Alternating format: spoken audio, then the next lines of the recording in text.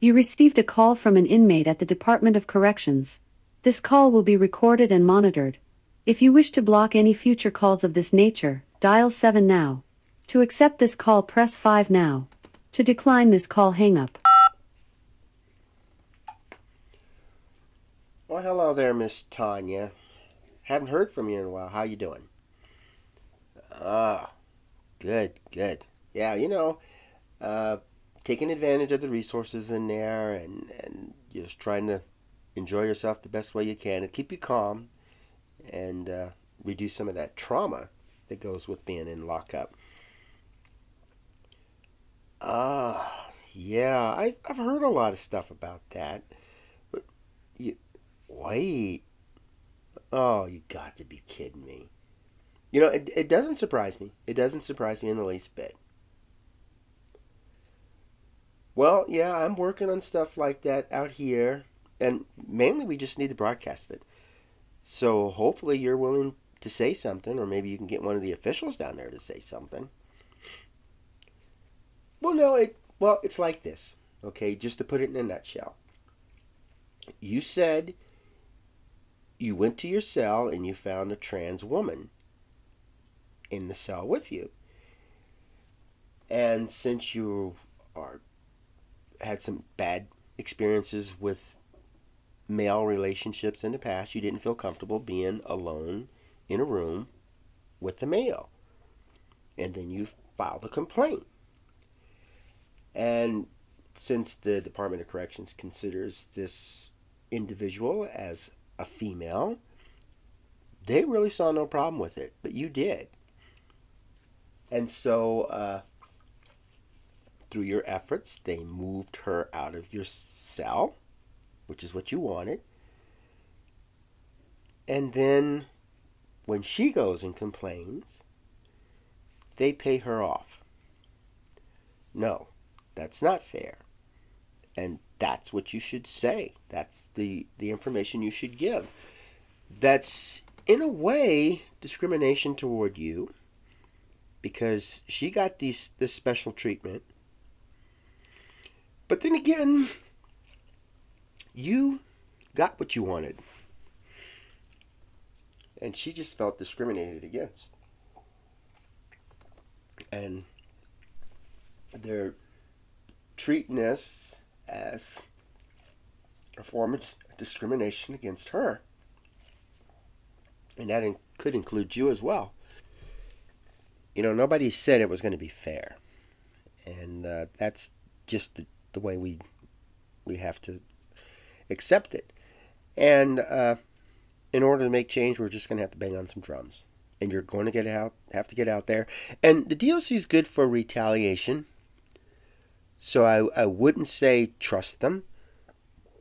I wouldn't say put any confidence in them. We can get you legal representation. But what you're doing is you're attacking a group that the DOC You have 60 seconds remaining. protects. And so that will put you into some really weird situations. So it's something that you need to look at. But definitely keep notes because something like that could happen again. They could, maybe she could come after you. And we don't want you to get harmed. Your safety and security is paramount. And maybe she could have raped you or attacked you or just made you feel very uncomfortable with some You have 30 seconds remaining. words and stuff. So there's a lot that could have been avoided. They should never have done anything like that. And I think you guys should at least have a say. If they're going to pick people to put in your cell, let them know, do you feel uncomfortable with a transvestite in there with you? Yeah, you have rights. But we're going to have to emphasize that. And it's a long road ahead, but we can do it. Well, good. I'm glad I have your support, and I'm glad you shared that with me. We'll work on it. We'll see what we can do. Thank you for using Inmate Call. Goodbye. Hello, and welcome to AQS Inmate Call, and I'm your host, Joel Wilborn. And in this episode, I want to discuss the story behind the Paula Gardner $9.9 million settlement through the Washington Department of Corrections. I think this is a story that needs to be told, and it should be shared by as many people as possible and not forgotten. And it's one I work really hard to get, and I intend to exploit it the best way I can. Now, it started out with me years ago. Back in 1989, I started helping out incarcerated people. And for, over 30 years, it's been quite successful. I go through the Department of Corrections and loved ones and community leaders. I've always had a huge team that I've worked with. I just like to initiate it. People call me up, and then they'll recommend me, and we'll get it done.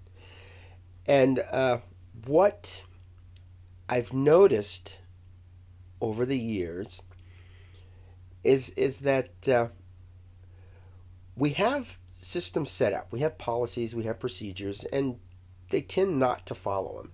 So my job as a prison advocate isn't to get plush pillows and silk bed sheets, color TVs in every room. It's just to make them follow the policy. If they're following the policy, they're boring.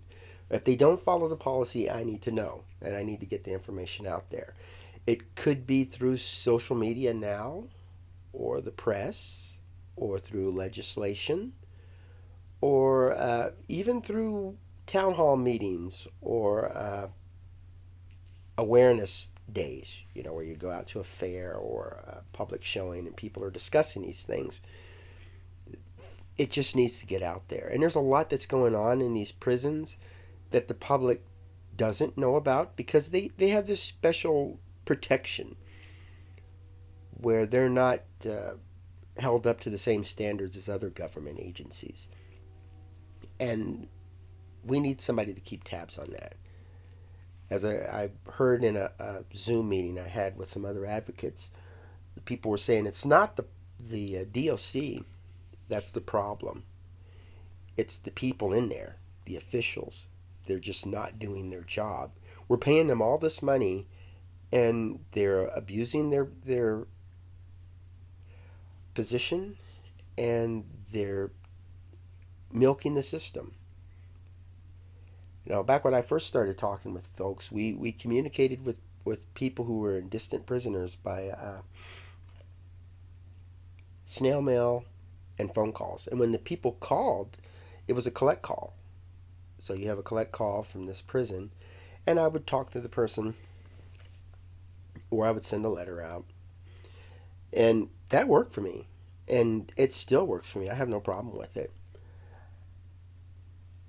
And now we have JPay tablets that the Washington Department of Correction uses, and there's email and video visits and videograms, and then of course the snail mail and the phone calls. But the phone calls are a lot more expensive than a collect call, and it can be the incarcerated person could pay for it, or the loved one could pay for it, and it's just the big money making scam is what I call it.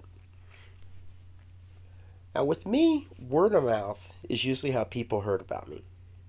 I would start communication with somebody through JPay or through snail mail or phone call.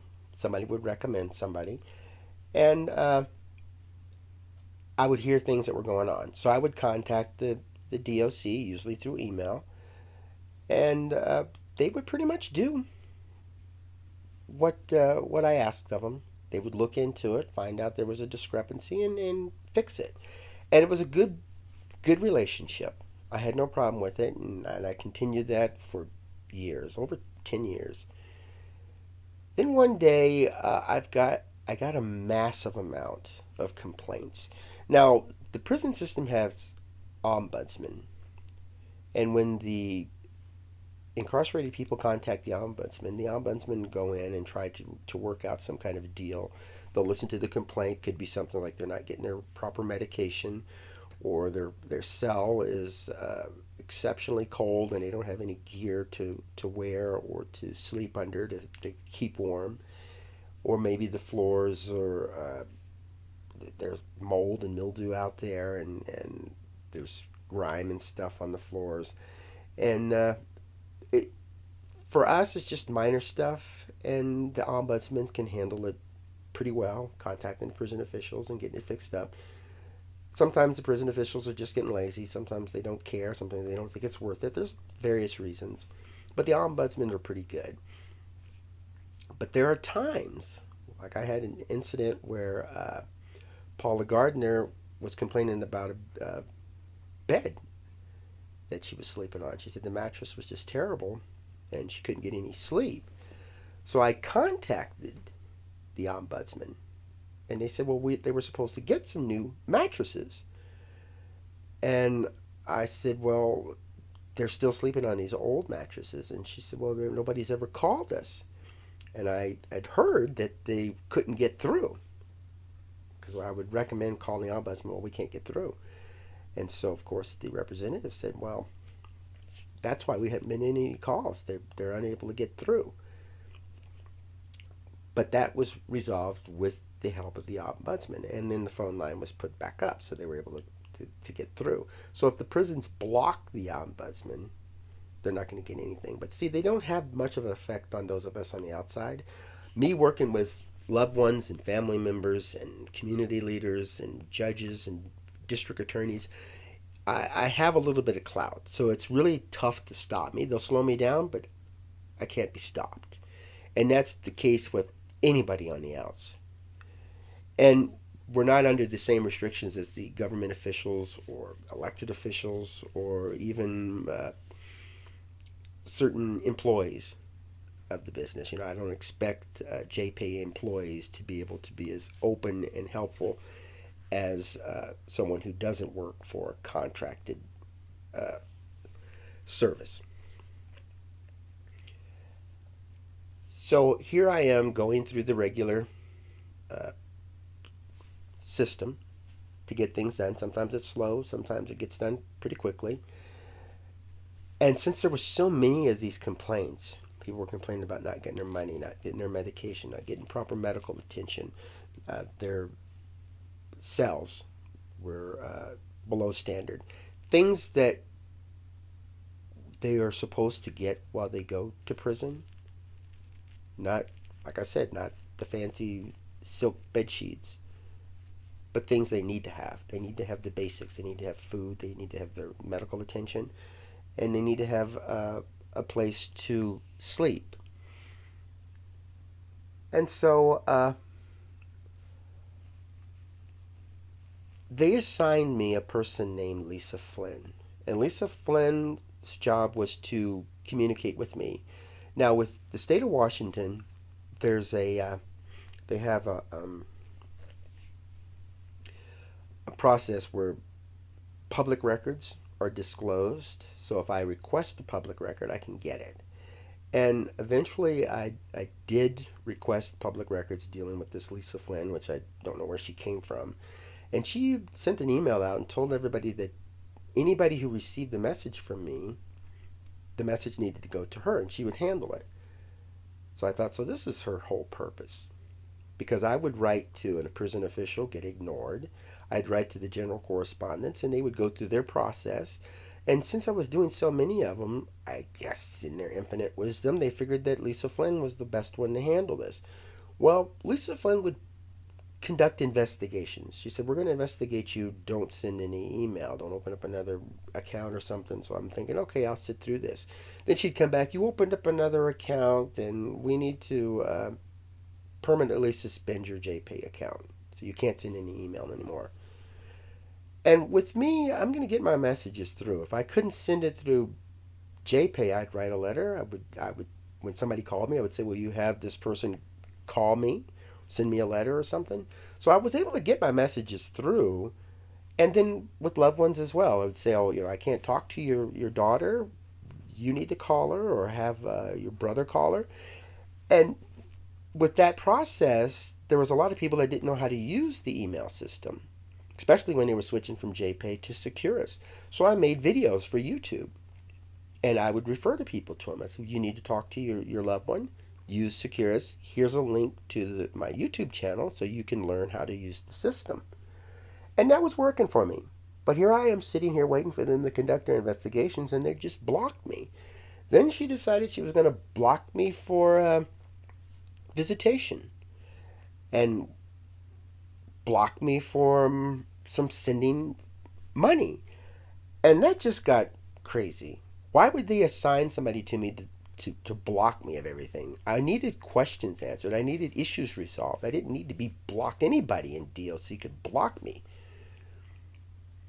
But I met Paula Gardner in 2019, and I was going through all of this fighting with them to help these other folks. And she was just a breath of fresh air. It was just nice to be able to talk with somebody who took me away from all this ridiculous stuff that Lisa Flynn was putting me through. And she was transferred over to Yakima County Jail because the Washington Correction Center for Women was overcrowded and they needed to move some space. And every female that's sent to prison goes to WCCW first and they get processed, and then they could either go to Mission Creek Correctional Center or they could stay there at Washington Correction Center. And pre-pandemic, the prisons were really crowded, especially the women's prison, because there was only 2 of them in the state. So we could do video calls because I could talk through Securus, because at that time Securus was for the jails, and I still use Securus for jails. JPay wasn't. I was blocked from JPay. And then she went back to WCCW, and on May 5th, 2020, I proposed to her, so she became my fiance. She was excited. She said, I was waiting for you to ask that question. So I was excited too. Wow, there's somebody who wants to be married to me. Well, we sent in all the paperwork because she was saying she wanted to get married right away. Then this Lisa Flynn thing pops up. They call her into the office. Why do you want to marry this guy? He's a terrible person. I don't know what they were saying about me, what they did in their investigation, but they were just creating things. And Paula got cold feet and backed out of it. You don't know what it's like to be here in this prison. So I figured maybe we'd talk about it later. So I wasn't very happy about it, but that's the DOC, and when people are under control, they don't want their retaliation. That much I can understand. Well, then she was diagnosed with cancer. And when she told me it was ovarian cancer, or cervical cancer is what it was. When she told me it was cervical cancer, I looked it up. And I found out about this thing, HPV, and how people were high risk. Now, she hadn't mentioned anything about HPV. Of course, I would have looked it up and got some background on it, because if I don't fully understand something, I like to look it up, talk to people. But when I found out the background behind cervical cancer and the relationship it had to HPV, that was just a shocker.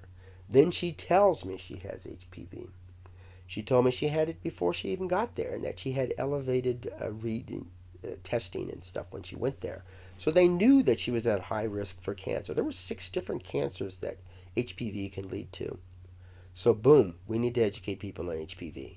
Parents need to tell their kids about HPV. She didn't have that luxury. She was promiscuous as a child. I mean, she was really young when she got pregnant.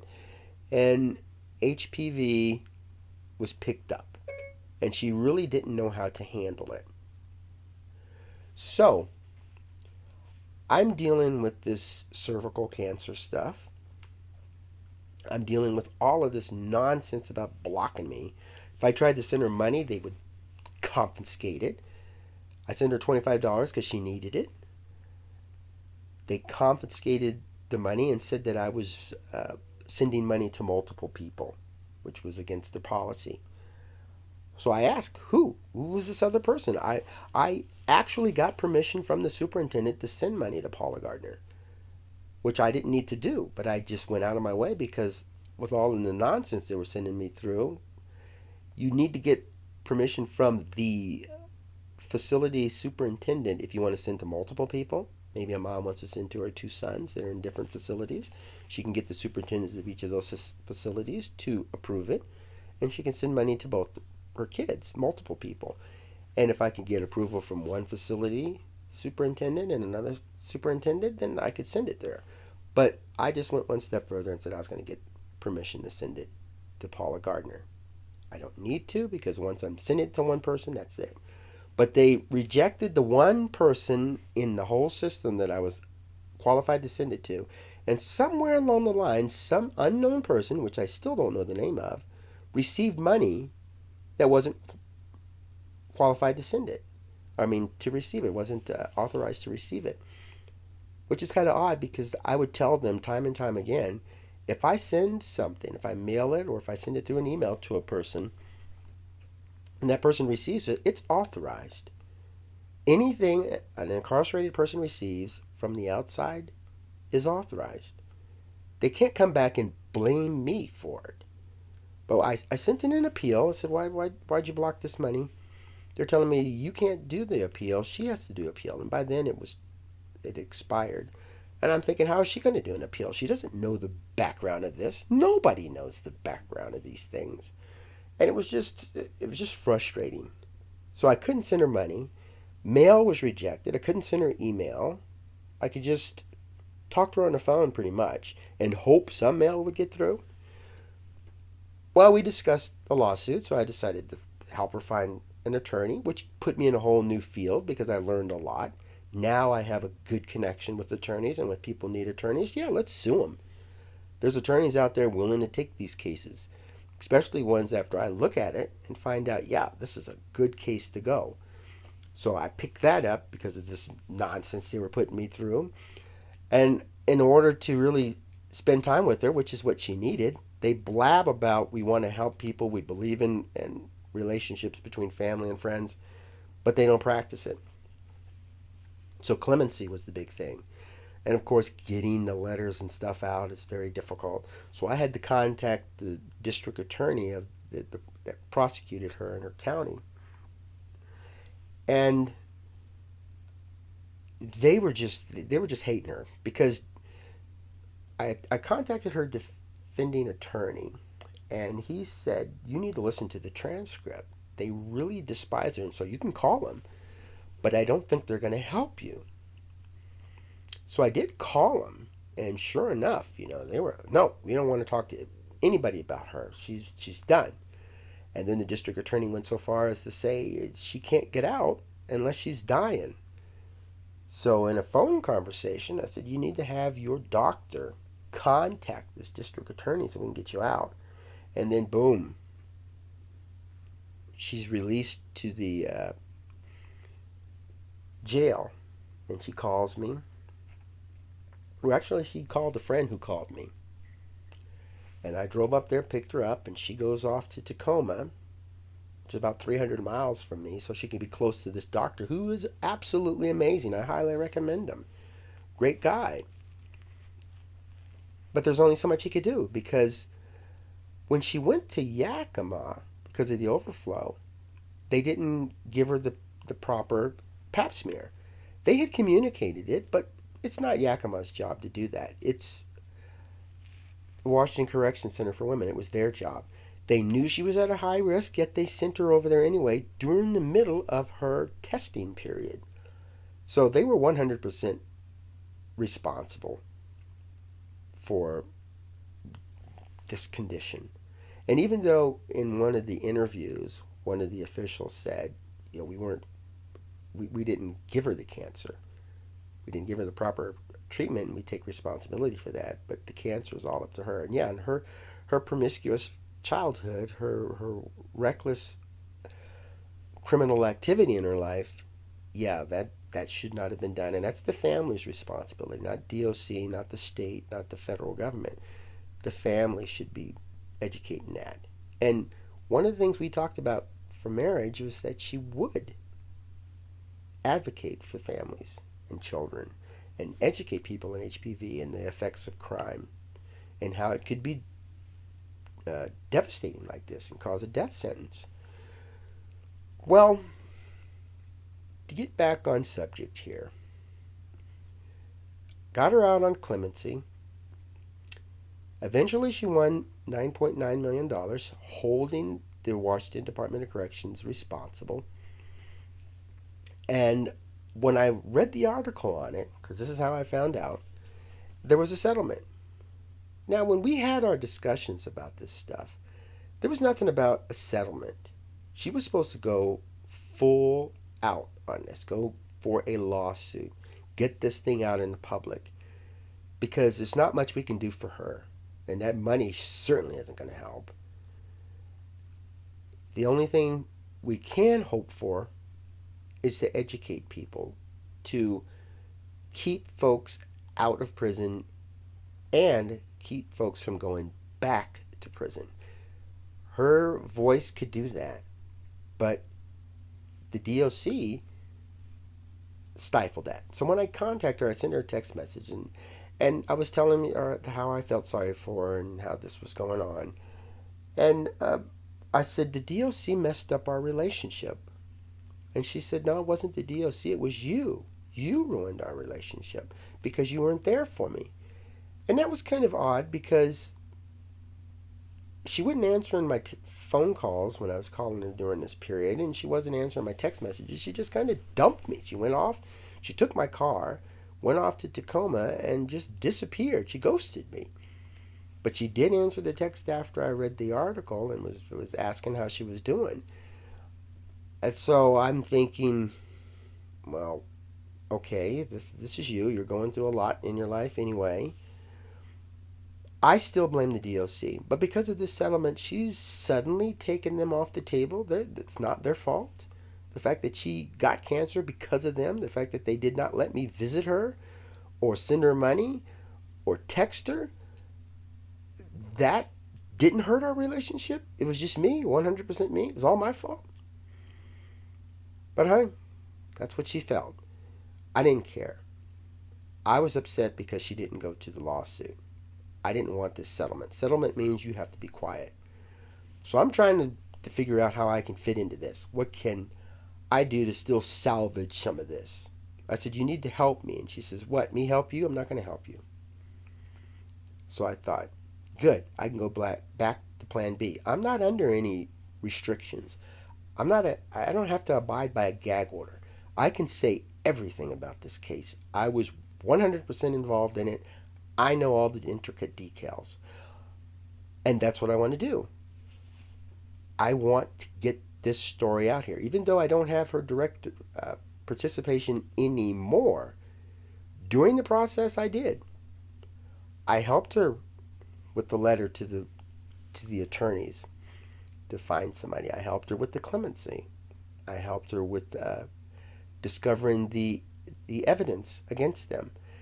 And there were also things dealing with them not allowing anybody to visit her and not allowing anybody to assist her while she's in there. I couldn't get letters directly from her. I did get a power of attorney, which helped a lot. So here it is. She wins this. To me, what's it going to do? How's it going to help her? If it's supposed to help her children who are in their 20s, we're talking, what, maybe 60 years before they leave this planet? Probably longer. $10 million isn't going to last 60 years for two people unless they're very frugal. They'll have to spend, let's see, we're talking maybe $70,000 a year to put that aside and hope for the best. I don't know. It just, I don't like the settlement stuff. But the DOC, when we look at it, there were like 11 people who had cancer during this time period. And maybe 2 of them died. And now Paula Gardner has it. And we don't hear about this because this is all over the United States. Matter of fact, all over the world. Because this settlement money shuts people up. When Shane Goldsby, when he was put in a cell with the man who raped his sister, the DOC claimed, well, we didn't know it was his sister because they had different last names. You know, in modern society, brothers and sisters aren't going to have the same last name. Moms and dads aren't going to have the same last names. not difficult for the average person to discover there's a sister to this person, not necessarily the same one of the same parents, but there could be a sister who's a different race, sister who's a different last name, sister who's a different religion. But we know that families are blended and families don't necessarily have to fit the average mold. I mean, matter of fact, that's gone. So that was their excuse, and it was accepted. So he gets 25 years. He's in pretty much isolation for those 25 years. And it's not fair to him. I did a story on him, put it on my YouTube channel. His wife contacts me. She says, was this story about me not being able to get an attorney for him? I said, this story was to put your husband's name out there to let everybody know what's going on in this prison. Of course, my cup of tea now is attorney, so I give her the information to get an attorney. Hopefully she can sue. But she told me that the family of the victim, this rapist, he was a 70-year-old man, got 40 years for these sexual assaults. He wasn't going anywhere. So he had nothing to lose by being killed by this man. So being coincidentally put in the cell with the sister's rapist, taunting him about it, and then eventually getting killed by this man who was known to have a violent background, was one strange coincidence. But his story needs to be out there. The settlement that was received by the rapist family, the murdered man, that wasn't big news. It was buried. I don't think that's fair. Maybe I can go in and dig it out and put it out there. How many people want to know that their taxpayers' money was used to pay the family of a convicted rapist in for 40 years at the age of 70? And what about Marianne Atkins? She was 16 years old and she was raped by a 21-year-old man who the court made to look out like this innocent victim who had no business being messed with by this 16-year-old girl. First of all, what's a 16-year-old girl doing in a car alone with a 21-year-old man with a pistol on the console? Or actually in between the two seats on the little divider there. She said she got into a fight with this guy, took his gun and shot him. They said she went there with the sole intent of robbing him and killed him and deserved 19 years in prison. A 16-year-old girl. And her saying that she was raped. And the evidence, of course, you got this body. You're not going to find DNA, but they were telling her, we found your DNA on there. They didn't say where. But she pled guilty. Why? Because she felt scared. She didn't know better. She should have had legal representation. Winning a case like Paula did with the settlement, that could help people do the it can help people get some kind of legal representation. It can help find a cure for cancer. There's a lot that can be done rather than just trying to support people for the 60, 70 years. It's nothing on this planet lasts forever. Kindness, good deeds toward your neighbor. These are things you want to invest in. These are things that can help. But the settlement, oh my goodness, it still bothers me. And so there's a lot that I go around on. In the end, what really matters is what we can do with what we have. The people who are truly happy on this planet are happy with all the stuff that they have in their life already. They're not out there looking for more. Getting this money to forget everything that the Washington Department of Corrections did to you is not fair. And it doesn't help anybody. And I hope that you sit with your family. You talk about the dangers of HPV. You talk about the dangers of getting locked up. And you think about juries. when they go in and they have to make a decision to send a person to quite possibly a death sentence. How does that help society? I think most people don't necessarily want people to be killed, go to prison, and die. I think they just want this crime stuff to stop. They want to be compensated. They want to feel that justice was served. And killing a family's parents, the dad of Paula Gardner's kids, their dad died, and now she is going to be gone. So these two boys will have no parents to turn back on. And I would rather have Paula Gardner living amongst us. Yes, she did some bad stuff, but if they had done their job and this had been detected early enough and treated early enough, she would be living maybe as a cancer survivor, maybe as a cancer patient, but this would be a wake-up call for her. And I know I would work with her to have better stuff, but everything changed for her, and I don't think it changed for the better. I believe families are responsible for their children.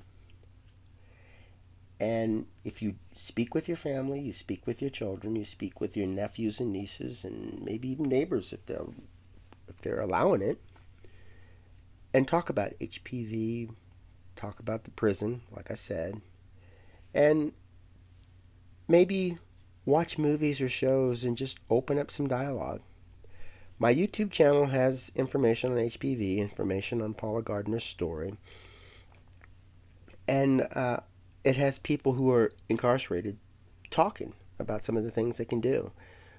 We're not going to reduce crime by putting more restrictions on us. Taking away guns, taking away knives, taking away any type of weapon, restricting people, curfew, and all this socialist stuff where the government just takes control. That's not going to save us. What's going to save us is building up families, giving people the resources that they need. I've got folks that are addicted, and they all commit crimes to meet their addictions because they're very selfish. And then Paula Gardner was like that. She was an addict, and so she did things to fuel her addiction. Families working with their children and neighbors can prevent all of this. We are the ones who have the control, have the power, that have the resources to do it. And as much as I was pushed back, I had a huge network of people, and I'm so thankful they were out there helping me. And you're part of that network. You can get out there, learn about the facilities in your state.